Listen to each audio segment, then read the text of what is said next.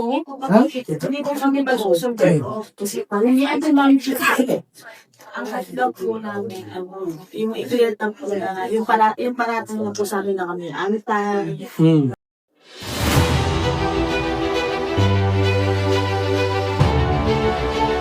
Okay guys, isa na maling mapagpalang umaga, tanghali, gabi po sa inyo lahat. Sana po ang lahat ay nasa mabuting kalagayan at ligtas po sa anumang kapahamakan. Saan man po kayo dako ng mundo naroon. Ako pumuli ang inyong lingkod, Maestro 21 TV. At sa ating video ngayong araw na ito mga kalingap, tayo muli po ay magbibigay ng ating puro-puro komento, opinion at reaction tungkol nga po dito sa naging interview dito po sa pagsusumbong di umano ng mga Tres Marias. Okay? So first time po natin makita ang ating mga sinasabi po ni itong tinutukoy po ni Dr. Love na Tres Marias na di umano ang humahawak sa liig po. Mga maliit na sponsors na humahawak po sa liig po ni Papa Eds. At sinasabi pa, at sila din po ay tinagurian or binansagan o ano tawag po dyan, pinaghihinala ang one-sided. Okay? So sinasabi, napanood ko po yung live po ni Dr. Love, mga kalingap po. Saan po ay sinasabi po niya na itong Tres Marias, itong grupo ng Tres Marias na itong mga kalingap ay grupo na nagmamando di umano at one-sided. Ibig sabihin, mga kalingap, one-sided, ang gusto po nila lang po na suportahan ay itong si Papa Eds at pwera po kay Beyonce. At yan po yung nilinaw po nila sa video sa video po ni Kuya Bal, mga kalingap, at yung mga dahilan. So, sila pala yung grupo, mga kalingap, na sinasabi ni Dr. Love na pupunta po riyan sa Daet at magpapatalsik o magsusumbong po kay Papa Bal or kay Kuya Bal upang siya po ay mapatalsik sa kalingap. Ito ba ay may katotohanan o may katuturan ba itong mga allegation na ito ni Dr. Love sa Tres Marias na ito? So yan po yung ating pag-uusapan dito, mga kalingap. So, dalawang video po ito sa paglilinaw po ng Tres Marias at yung mga iba pa pong mga kasamahan po niya. Isa pong interview po ni Presbyrador at ito nga po kay video po ni Kuya Bal. So, itong kinuha po natin, mga kalingap, na clip ay mula po sa naging video po at panayam ni Kuya Bal sa Tres Marias. Panoorin po natin, mga kalingap. Nagtik sa akin na malibirang ano. Sa yung Dr. Lad, meron daw ting na grupo ko punta rin po kayo. So, sumbungan daw. Gusto itatanggal si Dr. Lad. Kayo pala yun. Ha? Hindi ko kami masusunod. Kasi palingyaan din namin siya.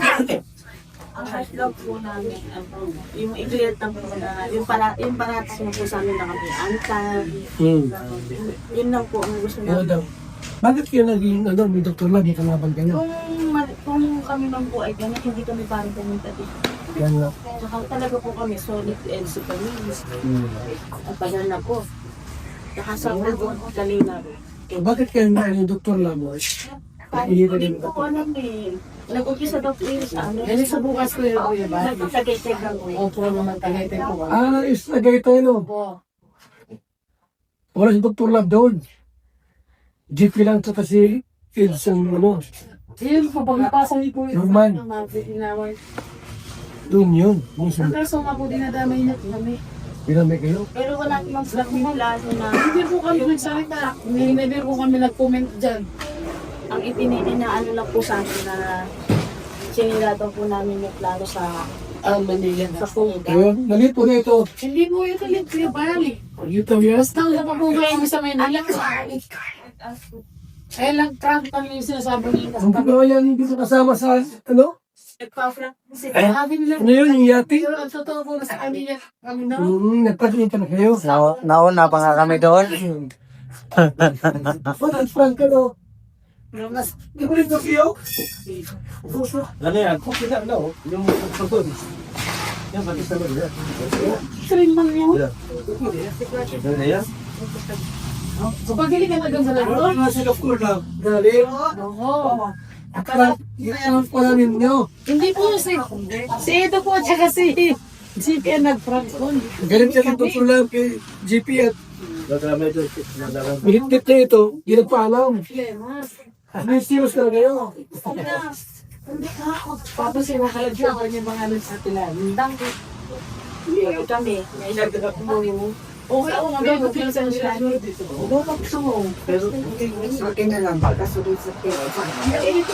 So yan mga kalingap, natunghayan po natin ang panayam po ni Kuya Bal sa Tres Marias. So nagsimula lang po pala mga kalingap ang gusot sa pagitan po ni Dr. Lab at ng mga sponsor na ito at mga marathoners, mga EDC fans na ito nung sila po ay nariyan po sa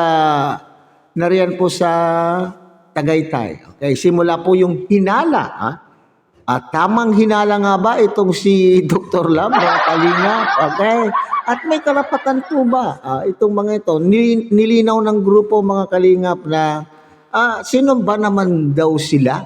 Sino daw ba naman sila na magpapatalsik po kay Dr. Lab? So tama lang din po naman So wala naman pong seryoso. Tanging po si Kuya Bal ang magkakapagsabi kung halimbawa man po ang isang kalinga partner ay may seryosong paglabag na nagawa po sa kalingap, hindi po ba? So pero dito naman po ay mga tampuhan po lang, masasabi po natin na tampuhan, hindi pagkakaunawaan ng bawat isa.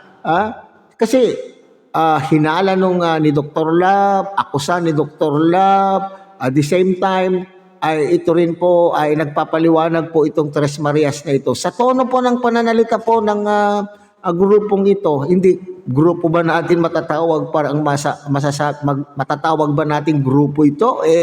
Tatatlo lang po sila mga kalingap.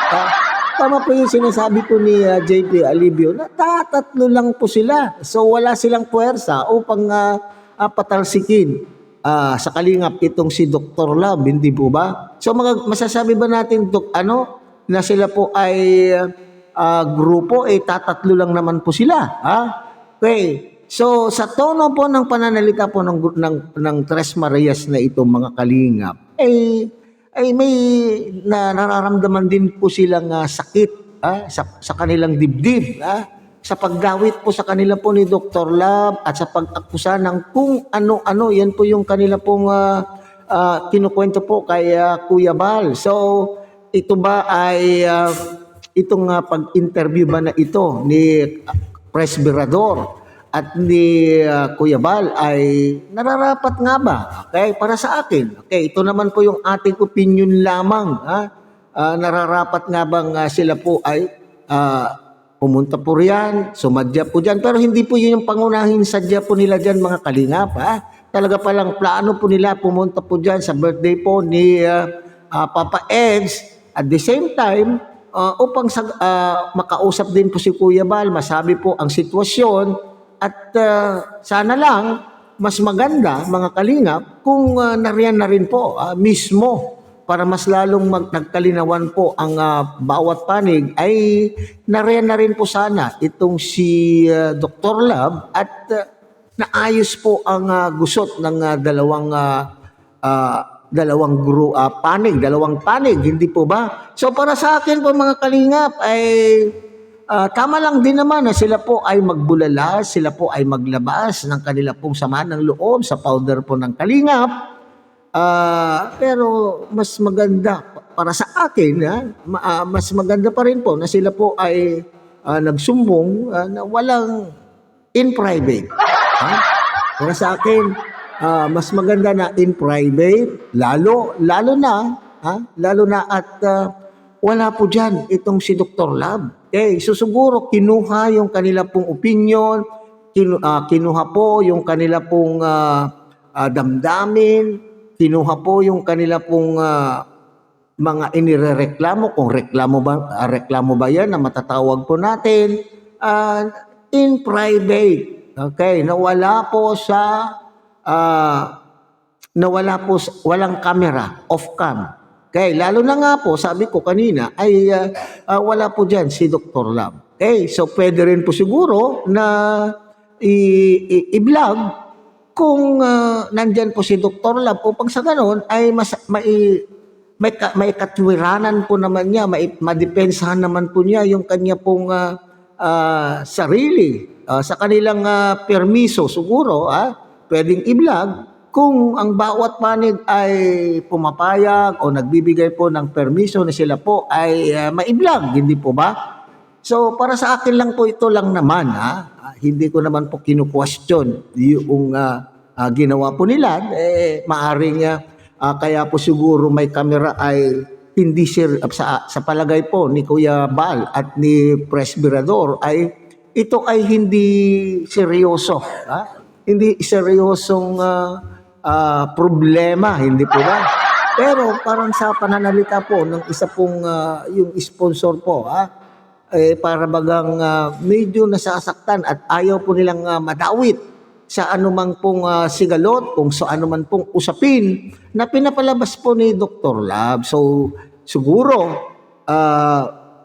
parang wala sa panahon sapagkat ngayong araw na ito ay mayroon pong event na dapat pagtuunan ng pansin. Itong ganitong problema ay siguro ay pagkatapos ng event. At yan po yung birthday po ni Papa Ed. So happy birthday Kalingap Edu.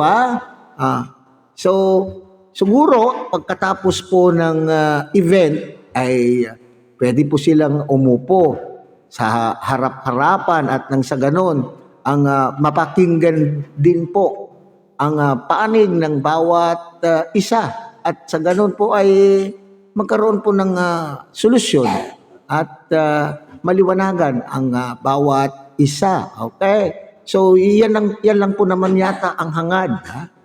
Para sa aking pagkakaintindi mga kalingap, yan ang din naman po yung hangad po ng Tres Marias na ito. Kaya po sila ay nagsikap na